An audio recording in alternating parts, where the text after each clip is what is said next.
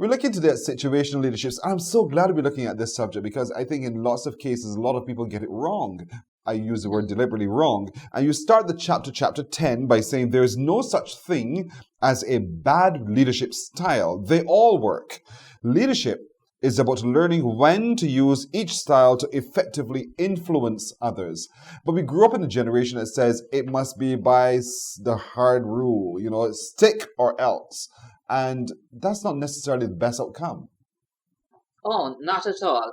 And it's contextual. Yes. So there are some circumstances where you do need, where the command and control approach works. So for example, if you're walking along Bay Street and you're with a child and the child makes to dart out into traffic, that's not the time to consult with the child about the appropriate way to navigate traffic.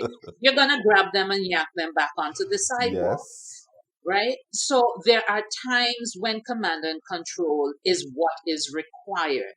However, it's not one size fit all. So you really do need to be discerning to be able to determine what's the most appropriate approach and the most appropriate way for me to lead in this circumstance based on the individual and some specific variables that we're going to talk about in a little bit. And for a lot of people who've just moved into either supervisory and leadership positions, it's a bit tough because you've come through one way and now you're asked to manage all of these different individuals, units of production in some instances in your own head, who have their own feelings and emotions and points of view.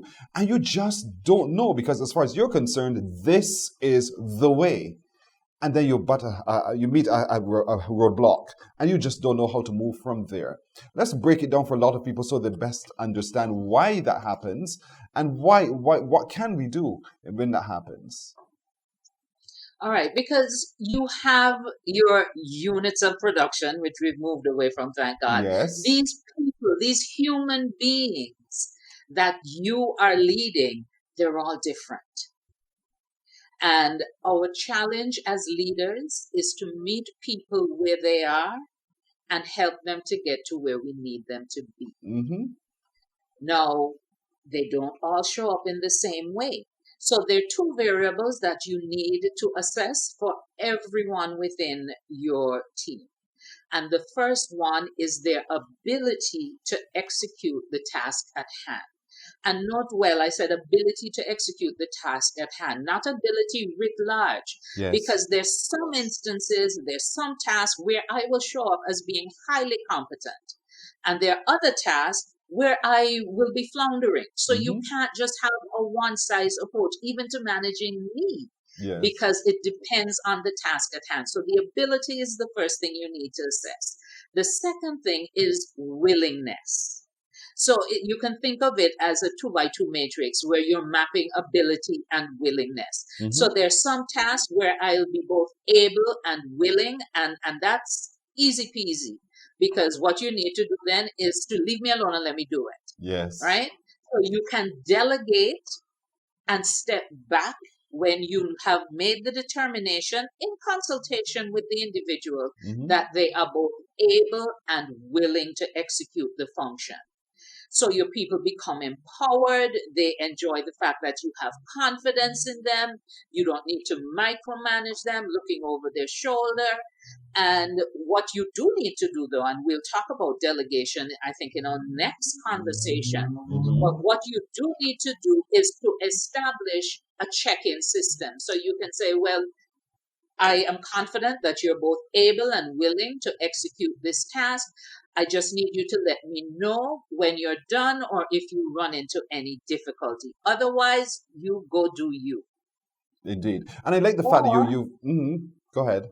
No, go ahead, because I was going to give another option. Because I like the fact that you recognize that it is situational again. Because Joan did well this time does not mean that Joan's approach to the next task will be equal to the previous approach. And it's one of the things that I battle with a lot in here, because my whole thing all the time is with every new request for something, you have to recognize that that person goes back into almost a childlike state. Is there the question, am I able to do this? Do I have the ability to do it? And am I equally willing as I would have been for the previous task? And I have to sit there and adjust myself to that reality.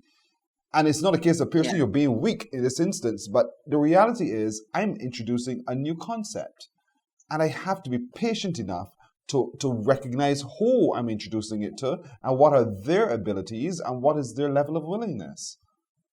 And that is the essence of situational leadership. And it may sound cumbersome when we first talk about it, but it becomes easier. And like anything, when you go through a learning curve. So initially you have to put more effort into it. But then as you continue to practice, you continue to hone your craft, you become better at making that diagnostic assessment vis-a-vis ability and willingness. And so I think it would be helpful for our listeners if we run through the 4 elements. I dealt with the delegation. Yes. That is the appropriate approach when someone is both able and willing. But what if you have someone who is neither able nor willing? You might ask what they're doing on the job. But it happens, right? You do have some people who show up. And I'll give what I think is a safe example. So let's say you have an intern who is, they're at CBC for the summer or for the holiday. They're there primarily because they need some money, because they may be a student and they, I need to, have some pocket change, or I need to get money to buy books or whatever it is. So they're there. Their primary motivation is to get the stipend. Yes. Right? What's the task at hand? They may be part of your production team, but they've never worked in that environment before. They don't know how to operate the cameras or whatever switches, whatever you use there. So they're unable and not so willing either. Okay. How do you deal with such an individual? You focus on being directive. Right? So you're going to tell them exactly what they need to do, when they need to do it, and how to get it done. You're not going to focus on developing relationship with that person because they're not concerned about relationship either. Yes. Right? And your focus is get this task done. So that's how you deal with someone who's both unable and unwilling. The focus needs to be on the task, the right way to get it done. But let's say you have someone who is able. So let's say that same intern comes back for the second stint with you. So they know how to use the cameras and the switches and everything. But they're still not quite willing, right? Because again, they're just there because they need to get paid. At that time, you don't have to focus as much on the task because they understand the task now. What you start doing at that point in time is focusing on the individual to bring them along. Okay, so you're going to participate with them. You're going to engage with them. You see the distinction I get between. you. Yes. Yeah. No. Let's move on. So you have somebody who now, let's say again, willingness is an issue. And again, because you're focusing on the relationship, you're going to try and find out, okay, how can, let's work on the attitude. How can I get you on board? What about this might you find interesting? What's in it for you for, being more engaged in this role? So that because again, the sweet spot is getting them to the point where they're both able and willing.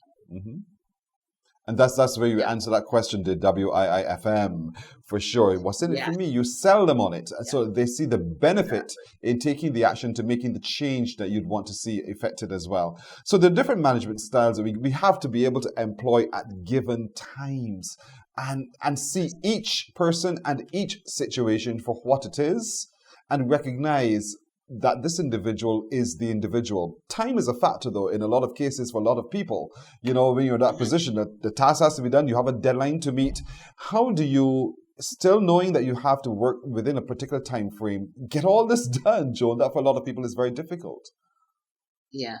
And so it's important to look at it over a period of time and not just when you have something to get done.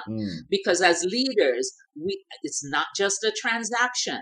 right? You're not just get this done and that's the end of it. These people are part of a team, they're direct report, you're their supervisor, boss, manager, whatever. So over a period of time, you develop relationship, and coaching is an important part of the relationship that we as managers, as leaders, need to develop with our people, so that over a period of time you communicate to them that I'm invested in this relationship, I'm invested in helping you to maximize your potential and for the team to operate at an optimal level.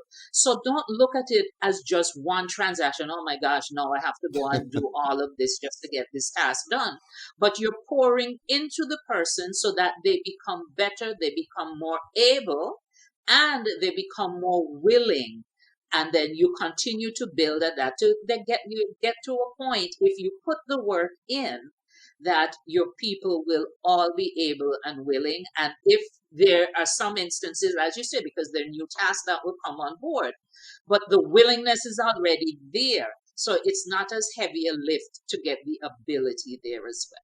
Folks, we didn't just come to situational leadership on its own. We started this segment by looking at building trust, building relationships, and now we're into situational leadership. So it becomes, at this point, it should be a little bit easier because we took the time to set the foundation, building that trust, building that relationship.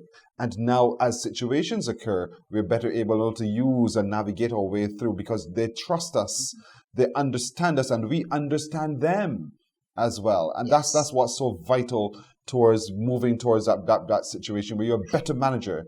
I love this lady. She's a sweetheart. Right is right on. You see that, right, Joan? Thank you, Roosevelt. That's what people think. I love that, Joan. A 2x2. This is sweet.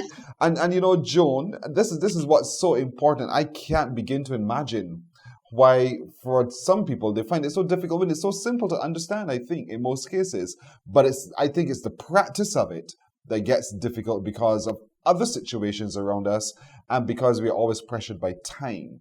But if you take the time every day to take the time to understand yourself, because we talked about managing self first, then you can better manage your emotions, become better emotionally intelligent, and you can see the forest for the trees. You really would. And you are better able then to handle people and see them not as units of production, but as breathing, living, moving, thinking adults who also have their own challenges that they're dealing with. Right. And we have to better understand them so that we can work more harmoniously.